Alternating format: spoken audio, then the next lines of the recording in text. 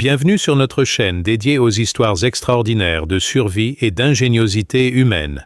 Aujourd'hui, nous vous racontons l'incroyable épopée de Marcel Fouquet, fermier normand considéré comme l'excentrique du village de Saint-Michel-de-Livet, qui construisit en novembre 1962 ce que tous appelaient ironiquement l'igloo de foin le plus ridicule de Normandie.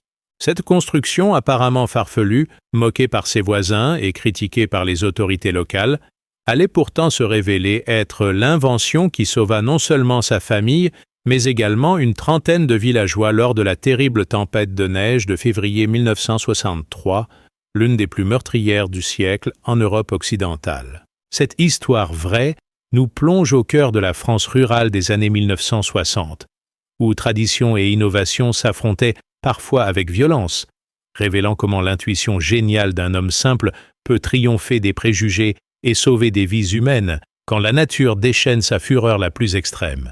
N'oubliez pas de vous abonner à notre chaîne pour découvrir d'autres récits fascinants de courage et d'ingéniosité. Mettez un pouce bleu si cette introduction vous intrigue et laissez-nous un commentaire en nous indiquant de quel pays et de quelle ville vous regardez cette vidéo. Votre soutien nous encourage à continuer de révéler ces histoires extraordinaires de l'ingéniosité humaine. Préparez-vous à découvrir comment un fou du village est devenu le héros de toute une communauté. Paragraphe 1.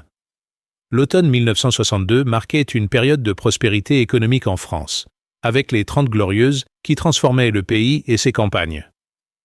Dans le petit village normand de Saint-Michel-de-Livet, situé à 15 km de Lisieux, la modernisation agricole battait son plein. Tracteurs flambant neufs, étables en béton, silos métalliques remplaçaient progressivement les vieilles méthodes paysannes héritées du XIXe siècle. Au milieu de cette révolution rurale, Marcel Fouquet, fermier de 52 ans propriétaire de la ferme familiale des Trois Chênes, faisait figure d'anachronisme avec ses méthodes traditionnelles et ses idées que beaucoup jugeaient saugrenues. Marcel n'était pas un homme comme les autres dans cette communauté rurale normande. Ancien combattant de la campagne d'Italie en 1944, il était revenu de la guerre avec une fascination pour les techniques de survie qu'il avait observées chez les partisans italiens réfugiés dans les montagnes des Abruzzes. Ces hommes, contraints de survivre dans des conditions extrêmes avec des moyens dérisoires, avaient développé des techniques d'abri et de protection que Marcel n'avait jamais oubliées. La nature, répétait-il souvent à sa femme Simone, enseigne toujours aux hommes qui savent l'observer. Cette philosophie de la survie par l'adaptation naturelle contrastait fortement avec la mentalité de modernisation à tout prix qui dominait la France rurale des années 1960. Ses voisins investissaient dans des équipements coûteux, des bâtiments en dur, des systèmes de chauffage modernes, pendant que Marcel continuait à observer attentivement les signes météorologiques traditionnels, à étudier le comportement des animaux et à adapter ses installations aux leçons tirées de l'histoire climatique locale.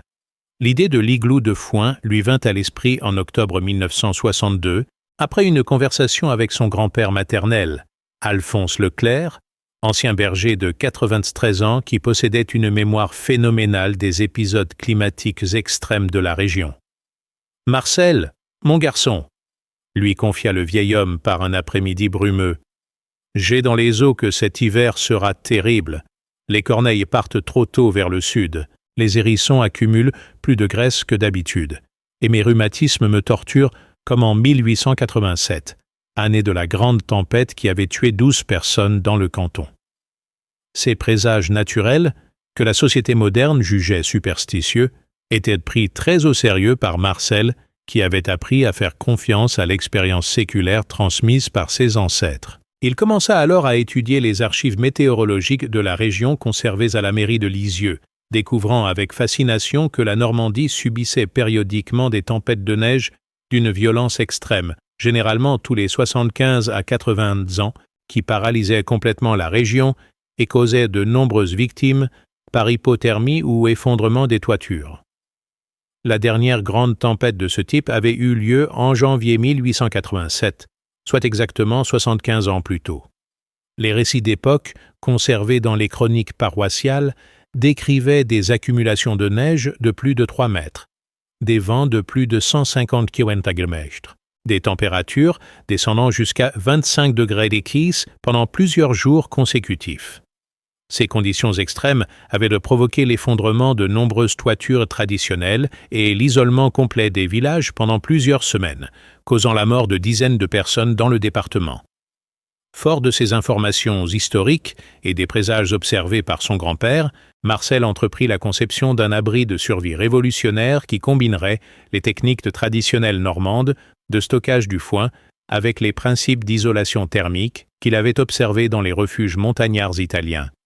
Son idée était de créer une structure semi-enterrée, construite entièrement avec des matériaux naturels disponibles localement, capable de résister aux conditions météorologiques les plus extrêmes, tout en abritant un grand nombre de personnes. Le choix du foin comme matériau principal n'était pas fortuit. Marcel avait calculé que ce matériau, abondant sur sa ferme, possédait des qualités d'isolation thermique exceptionnelles quand il était correctement organisé et protégé de l'humidité. De plus, contrairement aux constructions en dur qui pouvaient s'effondrer sous le poids de la neige, une structure en foin possédait une flexibilité naturelle qui lui permettrait de résister à des charges importantes sans rupture brutale. La forme d'igloo avait été choisie après de nombreux calculs et observations.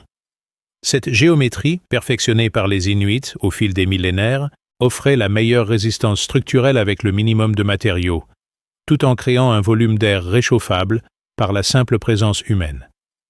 Marcel avait adapté ce principe à ses matériaux locaux, créant une structure hybride qui combinait la résistance de l'igloo traditionnel avec les propriétés isolantes exceptionnelles du foin normand. En novembre 1962, quand Marcel commença la construction de son igloo de foin dans le pré situé derrière sa ferme, ses voisins et les habitants du village accueillirent cette initiative avec un mélange d'amusement et d'inquiétude pour sa santé mentale.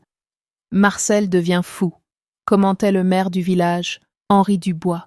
« Construire un igloo en Normandie avec du foin, on aura tout vu. » Vivement qu'il vende sa ferme à quelqu'un de sensé.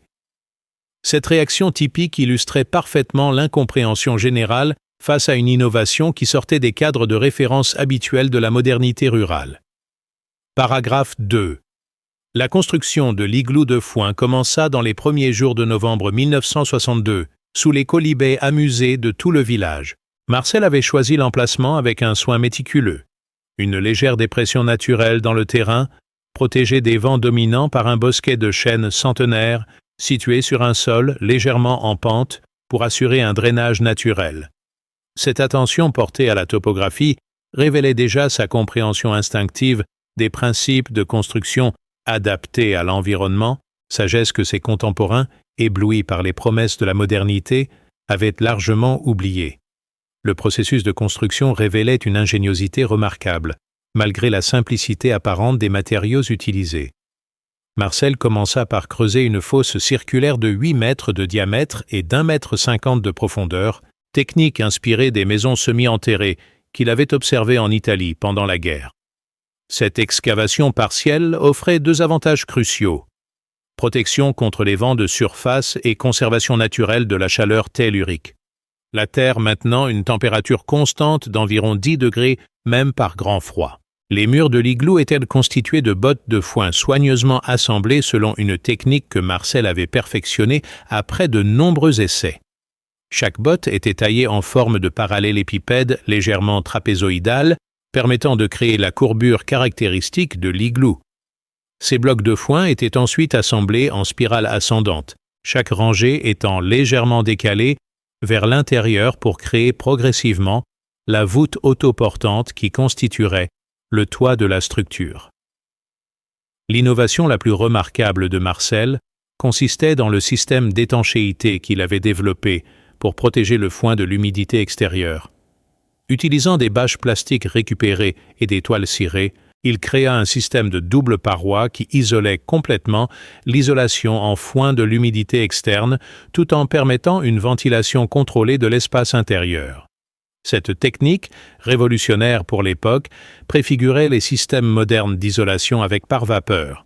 La voûte de l'igloo était renforcée par un ingénieux système de compression mutuelle des blocs de foin, technique inspirée des voûtes en pierre médiévale, mais adaptée aux propriétés spécifiques de ce matériau organique.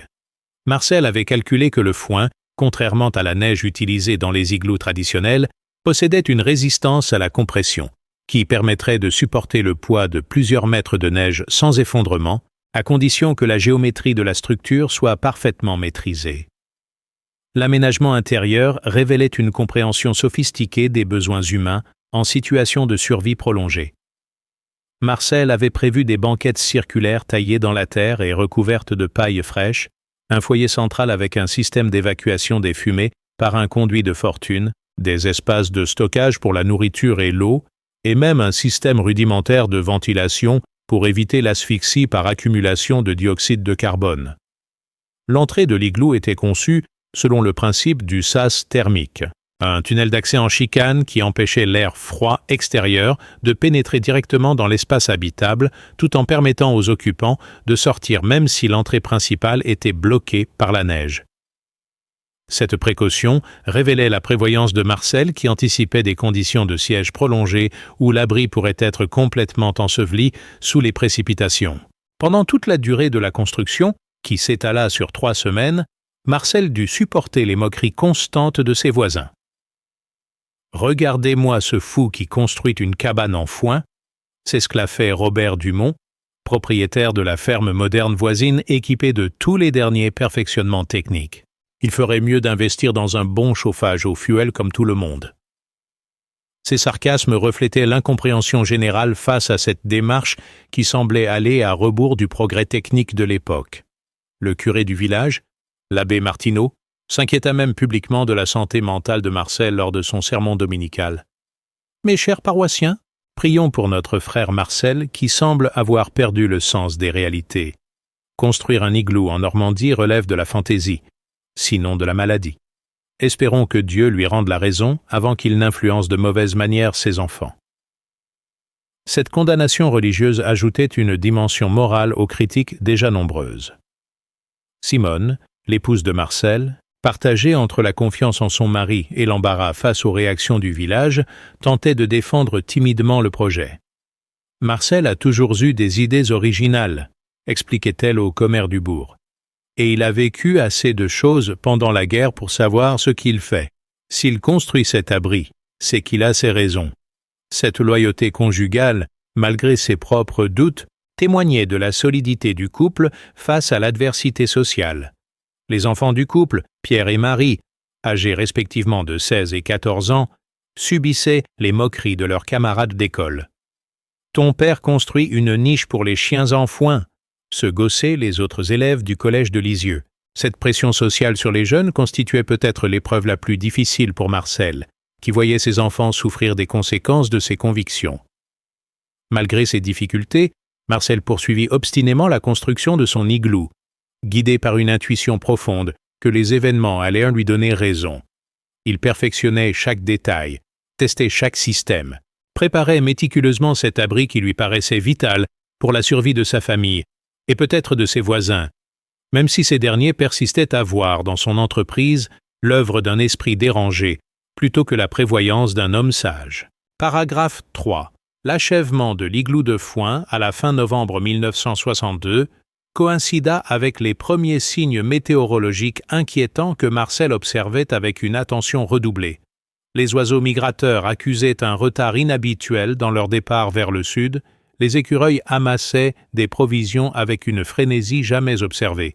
Et surtout, les chats du village présentaient ce comportement de stress que les anciens associaient traditionnellement aux grands bouleversements atmosphériques. Ces signes, invisibles pour la plupart des habitants modernisés du village, confirmaient les pressentiments de Marcel et renforçaient sa détermination à perfectionner son système de survie. La structure terminée impressionnait par ses dimensions et sa complexité technique, malgré la rusticité apparente des matériaux.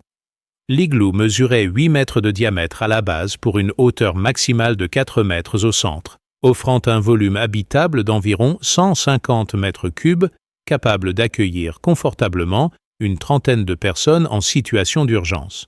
Cette capacité d'hébergement dépassait largement les besoins de la famille Fouquet, révélant que Marcel avait conçu son abri comme un refuge communautaire plutôt que comme une simple protection familiale. L'isolation thermique de la structure atteignait des performances remarquables grâce à l'ingénieux système de triple paroi développé par Marcel. La paroi extérieure, constituée de bottes de foin compressées et protégée par des bâches étanches, formait une barrière isolante de près d'1 mètre d'épaisseur. La paroi intermédiaire créait une lame d'air immobile qui renforçait l'isolation, tandis que la paroi intérieure, constituée de clayonnage recouvert de terre battue, assurait l'inertie thermique et la régulation de l'humidité ambiante. Le système de chauffage, apparemment rudimentaire mais en réalité très sophistiqué, combinait plusieurs sources de chaleur optimisées pour un rendement maximum avec des moyens minimaux.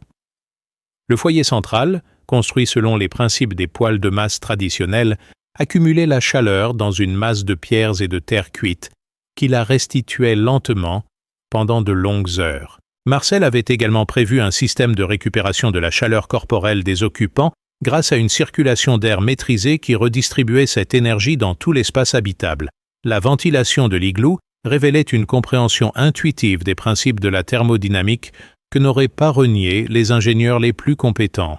Marcel avait créé un système de circulation d'air par convection naturelle qui évacuait l'air vicié tout en réchauffant l'air entrant grâce à un échangeur thermique de fortune constitué de conduits concentriques.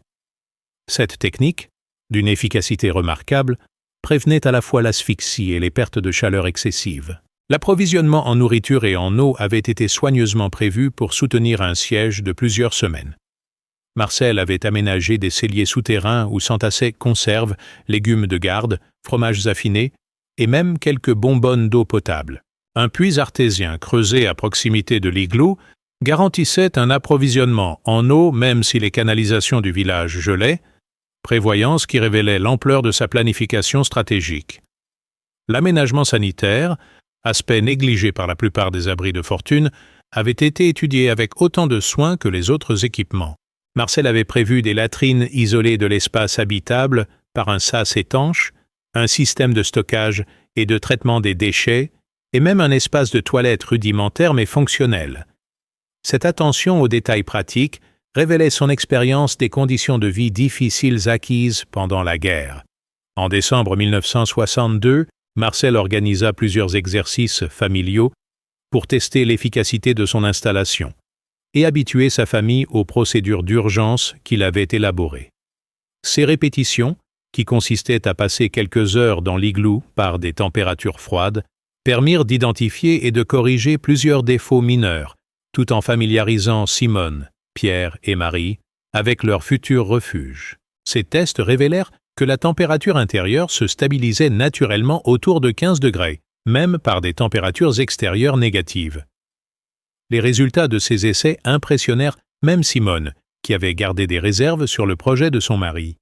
« Je dois reconnaître, » confia-t-elle à sa voisine Marguerite Lebrun, que dans cette cabane de foin, on a vraiment chaud. Marcel a peut-être ses raisons après tout. Cette conversion progressive de sa propre famille constituait pour Marcel une première victoire sur le scepticisme ambiant, même si elle restait discrète face aux moqueries persistantes du village. Cependant, les habitants de Saint-Michel-de-Livet continuaient à considérer l'igloo de Marcel comme une curiosité amusante plutôt que comme un équipement de survie sérieux. « Au moins, ça fait marcher les langues », commentait le maire Henri Dubois avec condescendance. Et puis, si ça lui fait plaisir de jouer aux Esquimaux, après tout, chacun ses loisirs. Cette persistance du scepticisme s'expliquait par l'absence de références culturelles pour ce type d'installation dans la France rurale de l'époque. L'hiver 1962-1963 commença de manière relativement clémente, ce qui sembla donner raison aux sceptiques et renforça les moqueries dirigées contre Marcel. « Alors, Marcel !»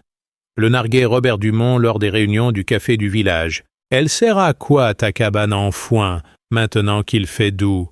Tu pourrais peut-être la louer aux touristes l'été prochain. » Ces sarcasmes, bien qu'ils blessent Marcel, ne parvenaient pas à entamer sa conviction que les éléments allaient bientôt démontrer la justesse de ses prévisions et l'utilité vitale de son invention apparemment farfelue.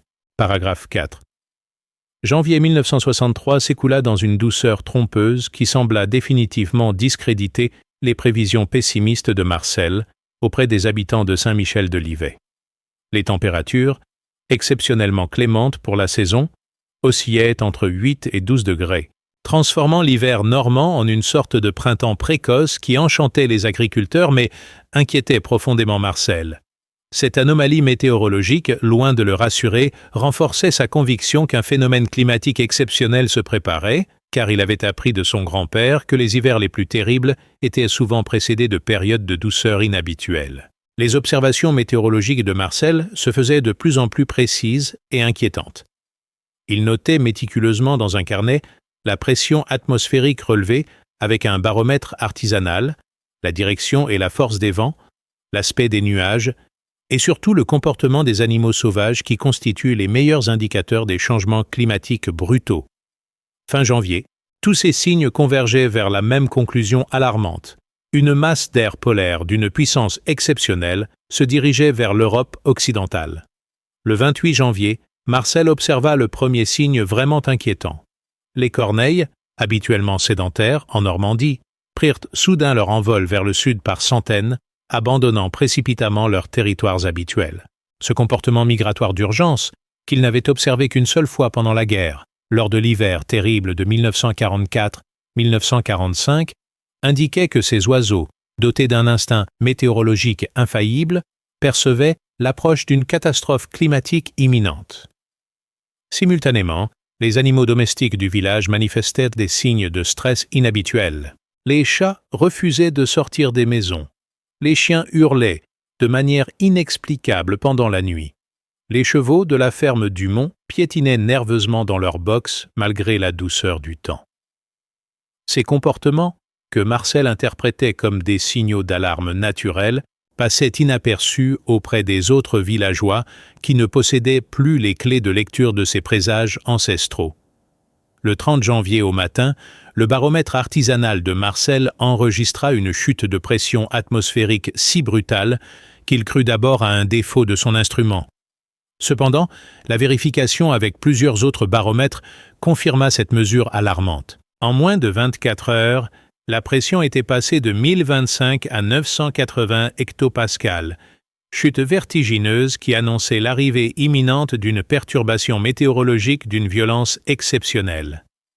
Cette même journée du 30 janvier, Marcel prit la décision de prévenir officiellement les autorités locales du danger qu'il pressentait. Il se rendit à la mairie pour alerter le maire Henri Dubois de l'imminence d'une tempête de neige catastrophique et proposer d'ouvrir son igloo comme refuge d'urgence pour les villageois.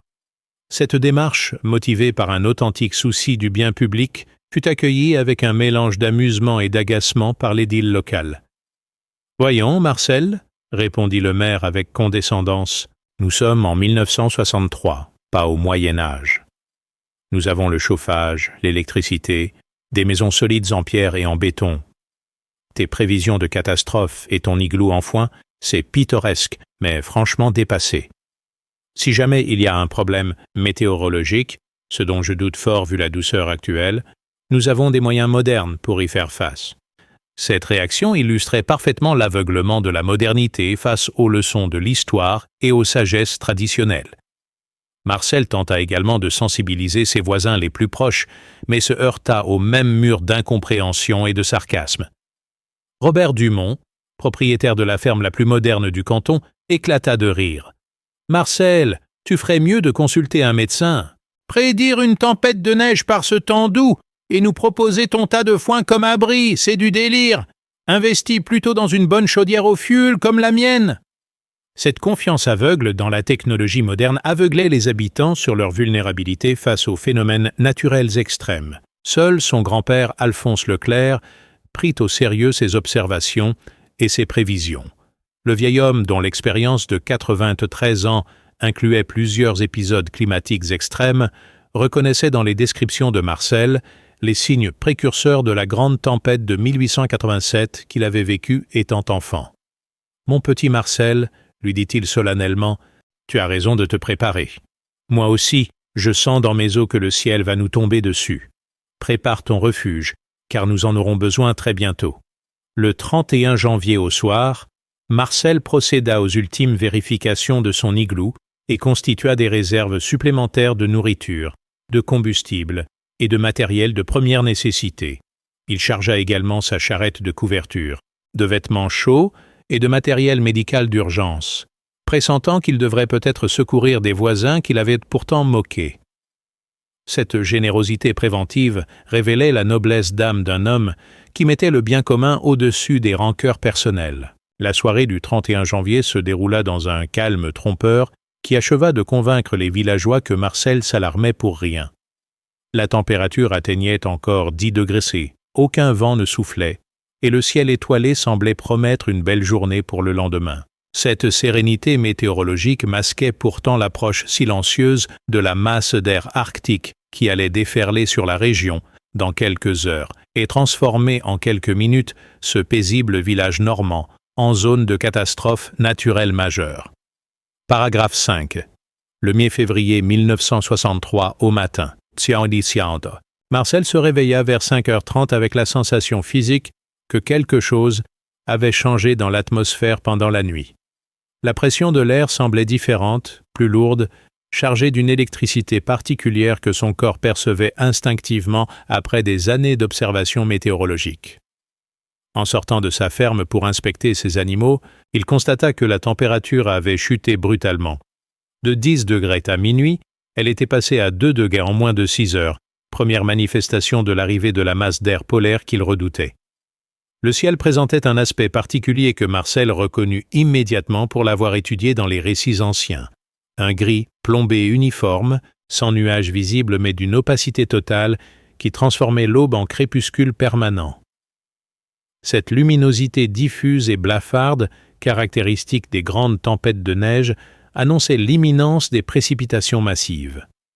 Le vent, encore faible mais orienté au nord-est, commençait à porter cette odeur métallique particulière que les anciens appelaient le souffle de l'hiver mortel. Vers 8 heures du matin, les premiers flocons commencèrent à tomber, d'abord clairsemés et légers, puis de plus en plus denses et volumineux.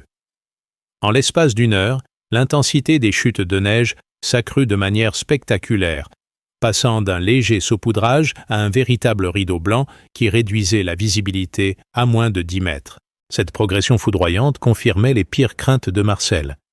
La tempête qu'il avait prédite était en train de se déchaîner avec une violence qui dépassait même ses prévisions les plus pessimistes. À 10 heures, les conditions météorologiques avaient déjà atteint un niveau critique. Le vent soufflait maintenant à plus de 80 km/h, soulevant la neige fraîchement tombée en tourbillons aveuglants qui transformaient le paysage familier en chaos blanc, impénétrable. La température continuait sa chute vertigineuse, atteignant 8 degrés et continuant à descendre sous l'effet combiné du vent et de l'évaporation de la neige. Ces conditions, exceptionnelles pour la Normandie, créaient un facteur de refroidissement éolien qui abaissait la température ressentie à près de 20 degrés C. Les premières pannes électriques commencèrent vers 11 heures, quand les lignes surchargées par l'accumulation de neige et battues par les vents violents cédèrent une à une. En quelques minutes, tout le village de Saint-Michel-de-Livet se retrouva privé d'électricité et donc de chauffage pour la plupart des maisons équipées de systèmes électriques modernes.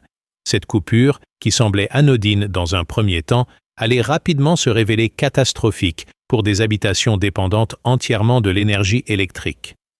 Marcel, qui avait anticipé cette panne, alluma immédiatement son système de chauffage autonome dans l'igloo et procéda aux derniers préparatifs d'urgence. Il rassembla sa famille et les quelques provisions supplémentaires qu'il avait stockées dans sa maison, puis entreprit de gagner son refuge en foin avant que les conditions ne deviennent totalement impraticables. Cette migration préventive, effectuée par une visibilité quasi nulle et dans un froid mordant, s'apparentait déjà à une expédition de survie en milieu hostile. Le transfert vers l'igloo révéla immédiatement l'efficacité de la conception de Marcel. Malgré les conditions épouvantables à l'extérieur, la température à l'intérieur du refuge se maintenait à 12 degrés grâce à l'isolation exceptionnelle des parois en foin et à l'accumulation de chaleur dans la masse thermique du foyer central. Cet environnement protégé contrastait dramatiquement avec les conditions extérieures qui continuaient à se dégrader de minute en minute.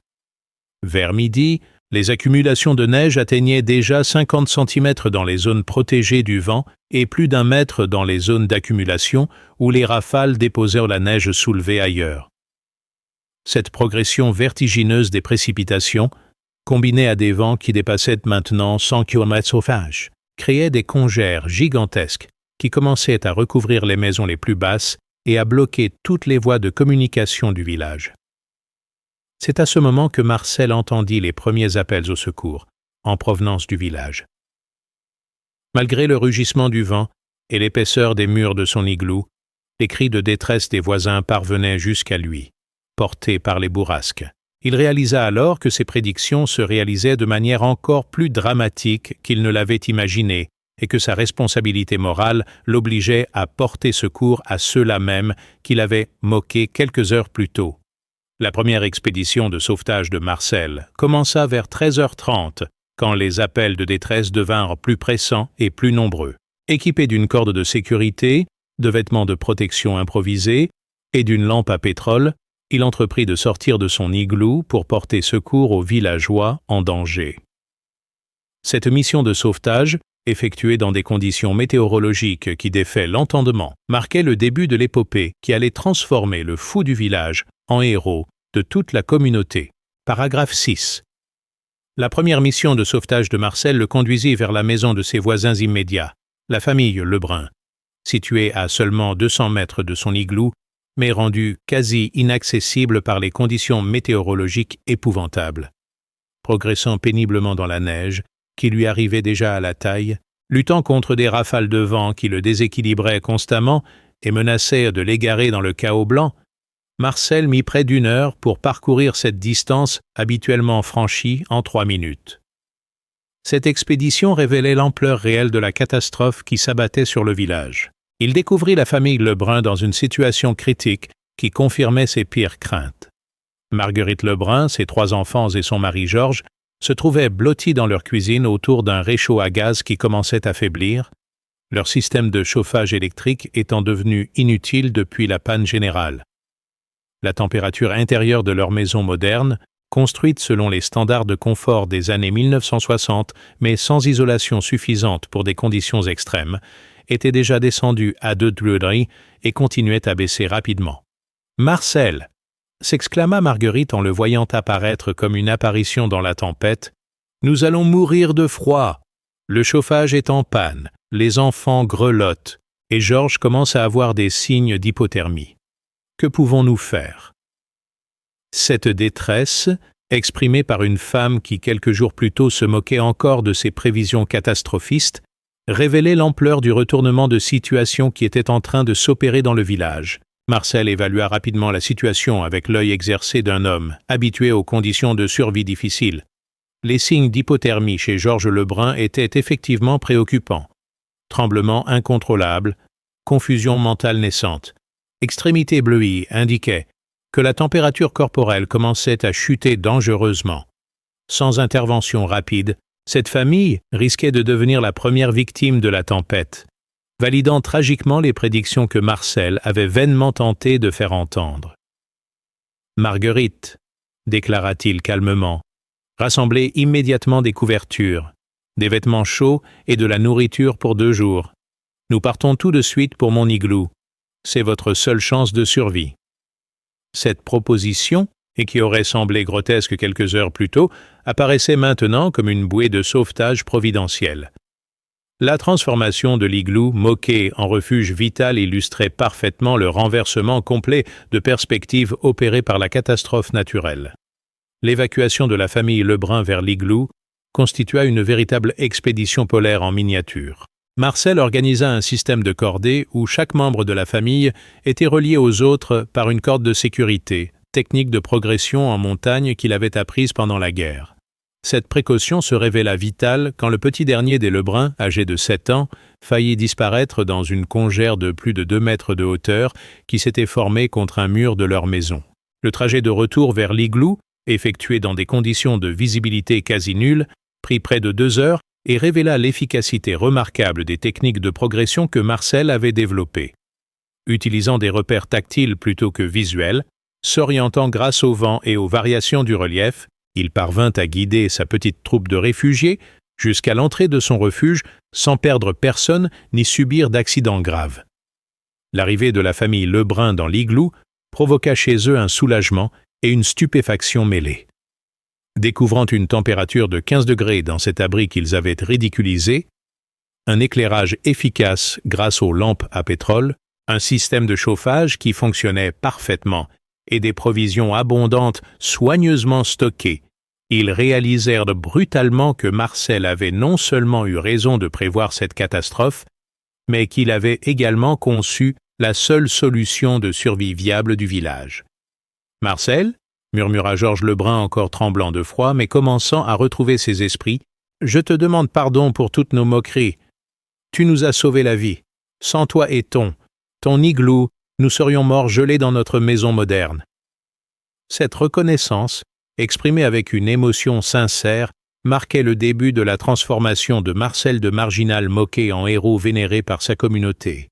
Cependant, cette première évacuation n'était que le début de la mission de sauvetage de Marcel. Depuis son igloo, il continuait à entendre des appels de détresse en provenance d'autres maisons du village, indiquant que de nombreuses familles se trouvaient dans des situations similaires, ou pires que celles des Lebrun. Ces cris d'aide, portés par le vent hurlant, créaient chez lui un impératif moral qui l'obligeait à ressortir dans la tempête malgré les risques croissants. Vers 17 heures, alors que la nuit tombait précocement sur ce chaos blanc, Marcel entreprit sa deuxième expédition de sauvetage vers la maison du maire Henri Dubois, située à plus de 300 mètres de son igloo. Cette mission s'annonçait encore plus périlleuse que la première en raison de la distance, de l'obscurité grandissante et de l'aggravation constante des conditions météorologiques qui transformaient chaque sortie en défi de survie extrême. La découverte de la situation chez le maire confirma que la catastrophe frappait indistinctement toutes les habitations du village, y compris les plus modernes et les mieux équipées.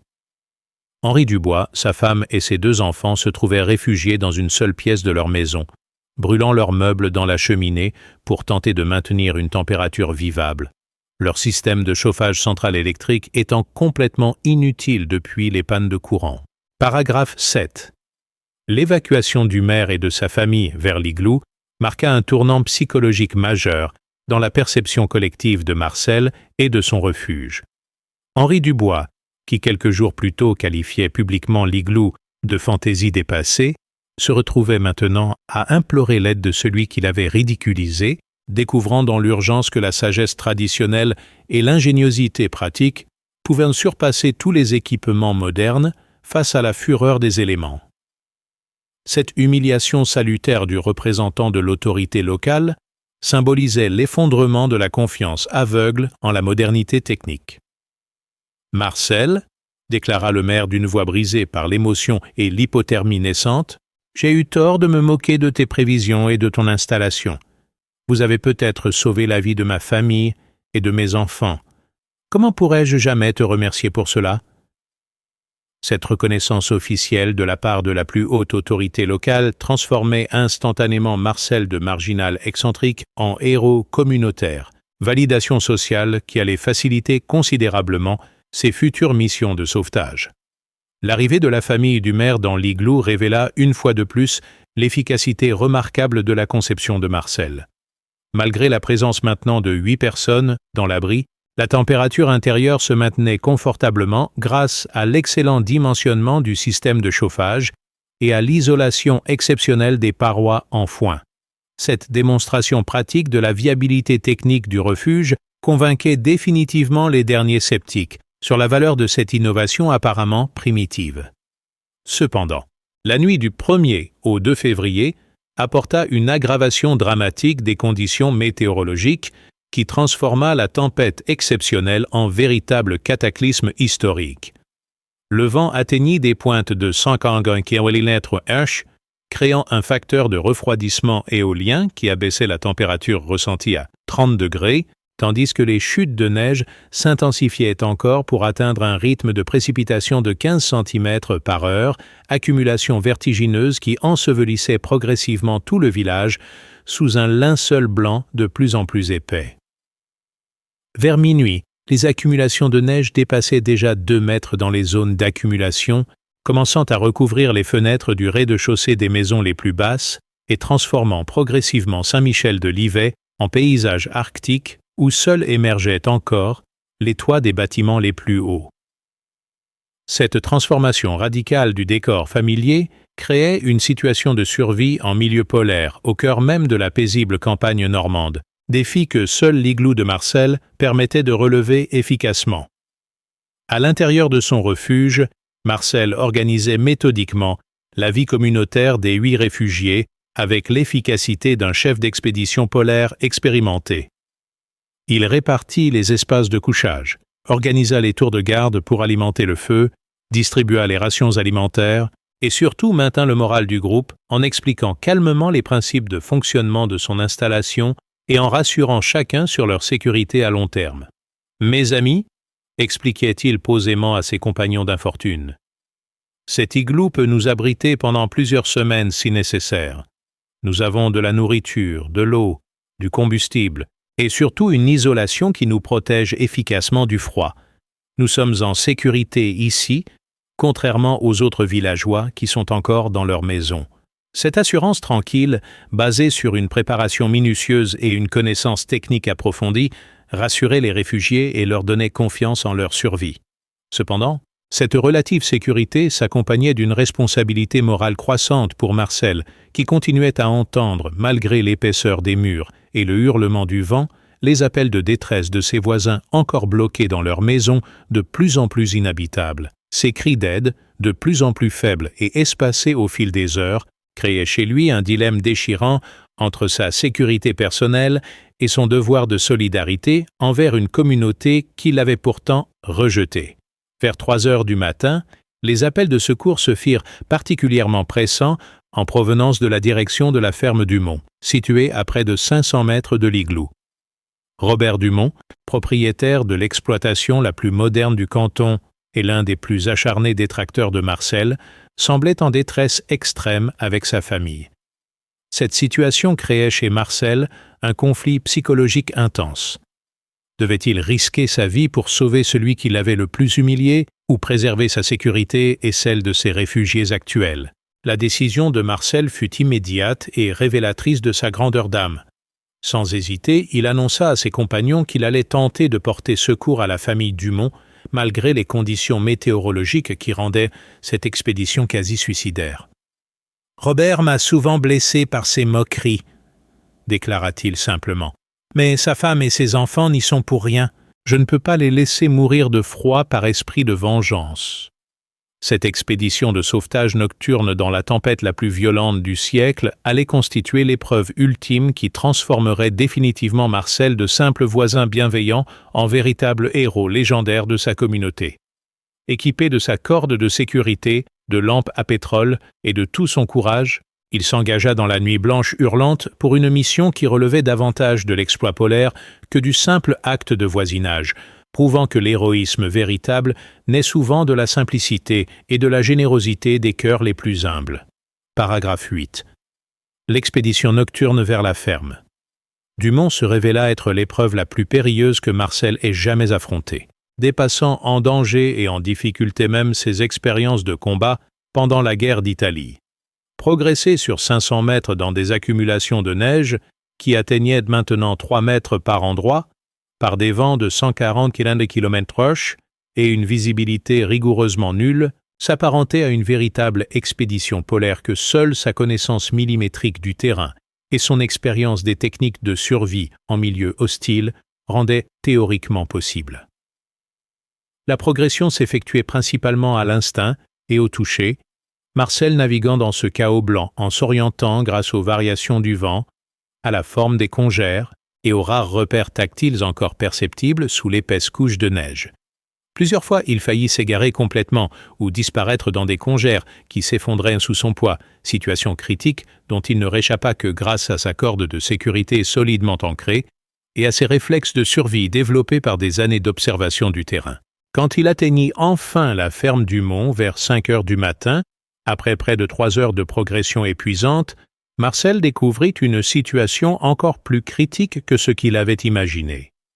La famille Dumont, Robert, sa femme Paulette et leurs 3 enfants âgés de 8 à 15 ans, se trouvaient réfugiés dans une seule pièce de leur maison ultramoderne, brûlant désespérément leurs meubles dans un foyer improvisé leur système de chauffage sophistiqué rendu totalement inutile par les pannes d'électricité et de fuel. « Marcel !» s'écria Robert Dumont, en voyant apparaître son sauveur providentiel. « Pardonne-moi toutes mes moqueries. Nous allons mourir de froid. Ma femme fait de l'hypothermie et mon plus jeune fils ne réagit presque plus. Aide-nous, je t'en supplie. » Cette supplication désespérée de la part de l'homme qui s'était montré le plus sarcastique envers ses prévisions marquait l'effondrement complet de l'arrogance moderniste face à la réalité brutale de la catastrophe naturelle. L'évacuation de la famille Dumont vers l'igloo constituait un défi logistique et humain d'une complexité extrême. Marcel dut organiser un véritable convoi de survie pour transporter 5 personnes dont certaines étaient déjà affaiblies par l'hypothermie sur une distance de 500 mètres dans des conditions météorologiques absolument épouvantables qui transformaient chaque pas en combat contre les éléments déchaînés. La technique développée par Marcel pour cette évacuation d'urgence révélait son génie improvisateur face aux situations extrêmes. Il créa un système de traîneau de fortune à partir d'une porte récupérée dans la maison Dumont, sur laquelle il installa les membres les plus faibles de la famille, emmitouflés dans toutes les couvertures disponibles. Ce traîneau, tiré par une corde et guidé par Marcel qui ouvrait la route, permettait de déplacer plusieurs personnes simultanément tout en économisant leurs forces pour le combat contre le froid. Le voyage de retour vers l'igloo prit plus de 4 heures et faillit tourner au drame à plusieurs reprises. Le plus jeune fils Dumont, âgé de 8 ans, présentait des signes d'hypothermie avancée qui nécessitèrent des soins d'urgence qu'il était impossible de prodiguer dans ces conditions. Marcel dut utiliser sa propre chaleur corporelle pour réchauffer l'enfant. Technique de survie extrême qui le mit lui-même en danger d'épuisement thermique, mais sauva probablement la vie du petit garçon. Quand la caravane de fortune atteignit enfin l'igloo vers 10 heures du matin le 2 février, l'abri de Marcel abritait maintenant 13 personnes, qui découvraient avec émerveillement que cette construction artisanale en foin offrait un confort et une sécurité infiniment supérieurs à leurs habitations modernes, paralysées par la catastrophe. Cette démonstration éclatante de l'efficacité de solutions traditionnelles, adaptées aux conditions locales, révolutionnait complètement la perception de la technologie et du progrès chez ses témoins privilégiés. L'arrivée de Robert Dumont dans l'igloo créa une situation psychologique particulièrement émouvante. Cet homme qui avait passé des mois à ridiculiser Marcel et son installation se retrouvait maintenant à devoir la vie de sa famille entière à celui qui l'avait humilié publiquement. « Marcel, déclara-t-il les larmes aux yeux devant tous les réfugiés assemblés, tu es un homme extraordinaire. Non seulement tu as eu la prévoyance de construire ce refuge, mais tu as eu la générosité de nous sauver malgré mes insultes. Je ne l'oublierai jamais. » Cette reconnaissance publique de Robert Dumont eut un impact considérable sur l'ambiance générale de l'igloo. Les autres réfugiés prirent progressivement conscience qu'ils ne devaient pas seulement leur survie physique à Marcel, mais aussi une leçon d'humanité qui révélait la grandeur d'un homme capable de dépasser les rancœurs personnelles pour porter secours à ceux qui l'avaient blessé. Cette dimension morale transformait Marcel de simple héros technique en figure exemplaire de charité chrétienne.